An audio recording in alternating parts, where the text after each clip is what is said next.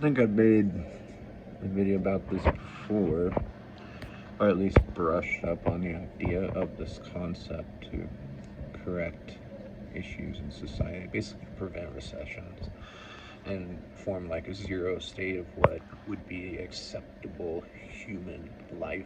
Like, it makes you sound like people are not going to think about these things and they're just going to jump on trigger words. So you'll get called like a communist or a socialist or who fucking knows what. Because, I mean, those are the only two. I am a philosopher, so it's just, like, I'm pretty good with certain things. When I was in college, I took some business, and I wrote a case study that predicted the bankruptcy of the bankruptcy of Blockbuster by Redbox. Basically, Redbox's monopolization of the rental industry. Anyway, as we all know, what happened, alright? So, it predicted it, and I was right. So, I kind of bet on myself a little bit to analyze things and not be afraid of what to talk about. Because, after all, that's why we have freedom of speech. Anyway, so, this business concept, in a gist, is a way of taxing the people when the people are profitable, taxing the government when the people are recessive. And then what that does is it incentivizes the government to create a profitable people. It also then incentivizes the government during a recessive period to create a profitable people. It means that the government can be regulated more strongly by this, and it prevents a lot of corruption, and it helps to form like a zero state. And now, I know there are economic theories of where in your profit margins that, so I don't know all that fancy stuff. This is mainly just an issue I've noticed, and the pandemic really displayed our corruption and corruptibility, and that will, what we should have done when the entire economy shuts down is exactly what I'm talking about, and that is stimulate the economy and create a zero state where we have no advancements, progression, or something. It's really there to just make sure that the people can survive. What it ended up doing was inspiring people to move any fucking place imaginable that they might want, which is fine too, but it's an unnatural progression. And we got a lot of people that moved to Colorado and just screwed everything up and started buying up everything. Housing like doubled in price, rent has skyrocketed, and you don't want that.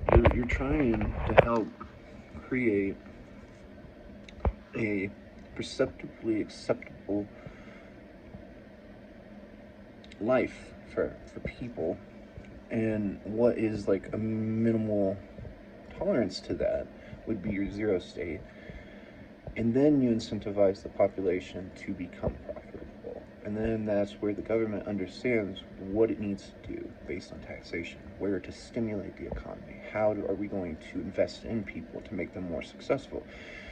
So when we look at banks, the issue is that banks can accrue interest no matter what. Like, it makes no sense. The entire economy shuts down and then people are still accruing debt and being like, what?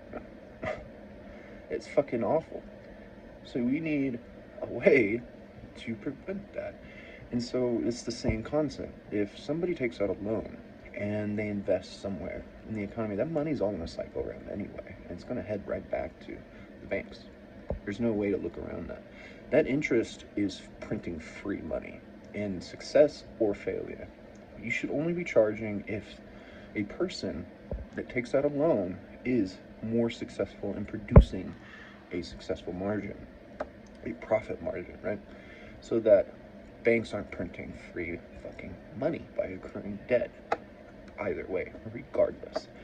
It doesn't make any sense. I mean, that's what the IRS should be doing, actually. That is what they should be doing, and they're not doing that. They're more like parasites. They're predators.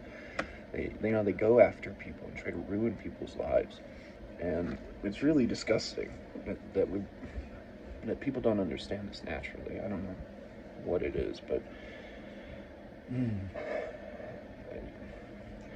so basically that's the gist of it. So if you take out a loan, then you're going to file your tax returns anyway, right? You're filing your taxes based on your profit margins in the business that you've done, is how much tax is stimulated into the economy. So when we need more taxes somewhere, we need to look at how we can make people more profitable in certain areas, helping people rather than, blaming people. And it's a dangerous concept because there are certain issues that could develop, like there's always a corruptibility in any governmental structure, and it's the people that are to blame. It's not the system necessarily. How can this fail? How can this be corrupted? What is wrong with it? Potentially enforcing a zero state, right? It's at least, so the whole point of this power balancing is that when people reach a zero state, the government dies out. The government dries up. There is no taxing. If the government is preying on the people, then the government is drying up and dying out. You understand? So you have to have some sort of reverberance. How is the government making its money and producing its success too? In that it's not just printing money. So that would be the huge corruption. It's, in theory, you could just, stimulate hyperinflation, mega inflation. Aside from that, it is a perfect balancing system to produce a more productive, stimulated, successful populace. And it goes into an issue though with, taxing the rich or something. That when we do start taxing the wealthy today, it's going to put a lot more people out of their jobs. It's going to put people out of their homes. So we need rental reform. And I made another video a few days ago about rental reform. I've been trying to figure it out for like 10 years because my rent would go up 10%. And what people do is they let you rent. They take your money, reinvest it into what you don't own, which is this, apartment. And then they raise rent by saying, oh, that one has stainless steel appliances. Who gives a fuck if it's a fucking stainless steel fridge, right? Like, it's a fridge. That's what you're buying. It's just disgusting that we don't have this rental reform to help compensate too for this lack of success in our population. And in the long run, what it really does is it stimulates the people. It just makes you fucking explode.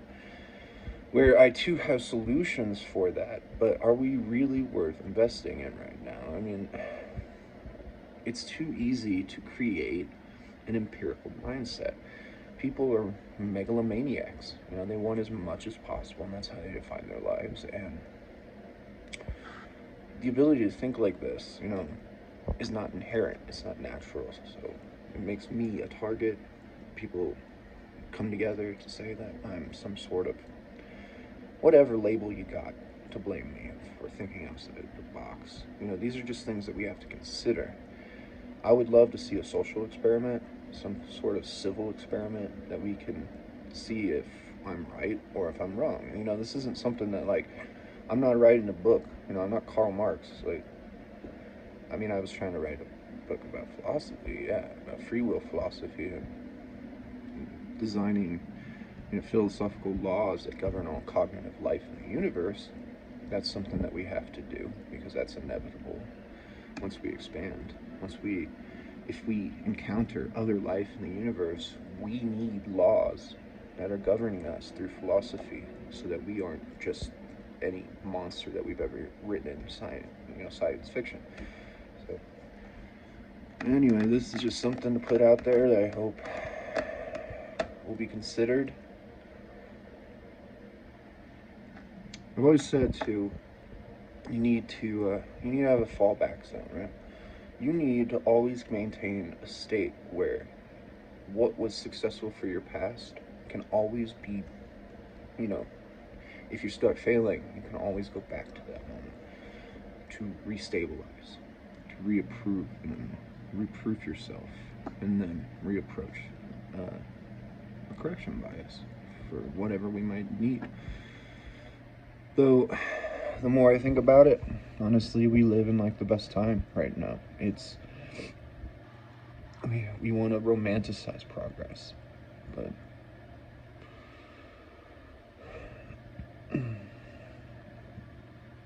like right now, it's just pretty awesome for humanity.